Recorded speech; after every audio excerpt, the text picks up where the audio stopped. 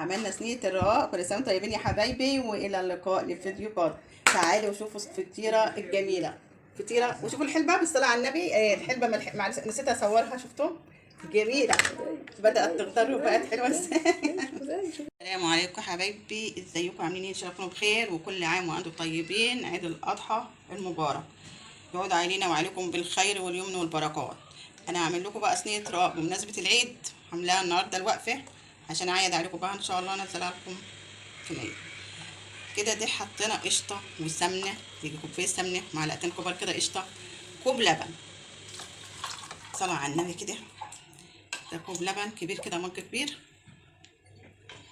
وده هنعتبر توريق للرقاق. الخلطه دي انا عملت بها رقاق العيد اللي فات، وكنت عاملاها على نوجه والاكله الحلوه، ومن كتر ما هي عجباني عايزه اعملها لكم يا حبايبي، وليتها افضل يا جماعه.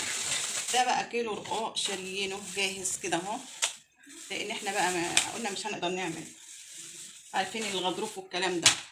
فانا هعمل معاكم بقى صينيه الرقاق ديت، وعايزاكم تتفرجوا عليه. شوربه دسمه كده بتاع فراخ بتاع لحمه، اللي موجود عندك.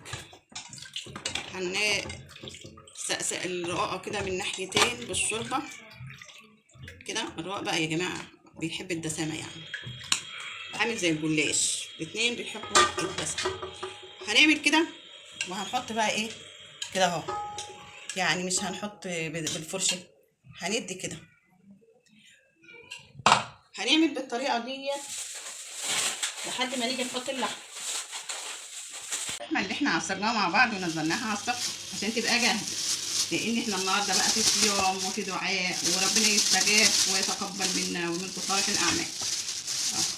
كده ايه، حطينا الكيس. احنا حطينا يجي 5 رقاقات، ده الجزء الايه الاولاني. هنحط بقى دي كده على الجزء ده بالصلاه على النبي كده. احنا ايه حطينا فردنا اللحمه حلوه عليها كده بالصلاه على النبي. وهنبلي بقى، حطينا 5 رقاقات، هنحط 5 تاني على الوش.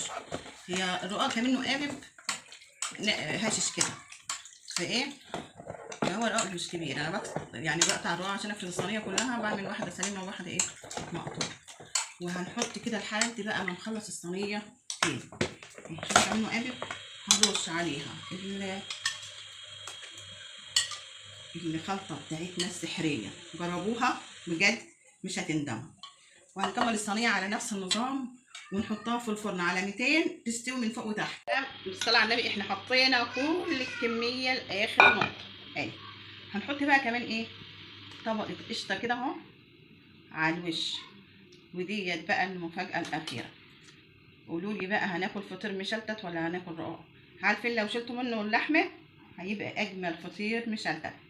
شيلوا اللحمه واعملوه من غيرها وهتاكلوا فطير مشلتت بجد. وكده بقى هنحطها في الفرن تحمر اهي، وبألف هنا على قلبكم. بسم الله ما شاء الله، بالصلاة على النبي. شايفين منظر الصينية في الفرن عاملة ازاي؟ لكنها فطيرة مشلتتة بالصلاة على النبي. حبايبي قلبناها على غطا بالصلاة على النبي. عاملة ايه؟ عاملينها بالصلاة على النبي لسه سخنة يا جماعة. بالصلاة على النبي طلعنا فطيرتنا وقطعنا منها ايه قطعة كده. تعالوا بقى، شايفين المنظر ده بقى؟ شوفوا المنظر ده.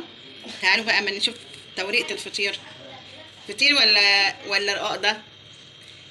بالصلاة على النبي حاجة جميلة وطريقة نفسي تجربوها، وبألف هنا للي هياكلوها.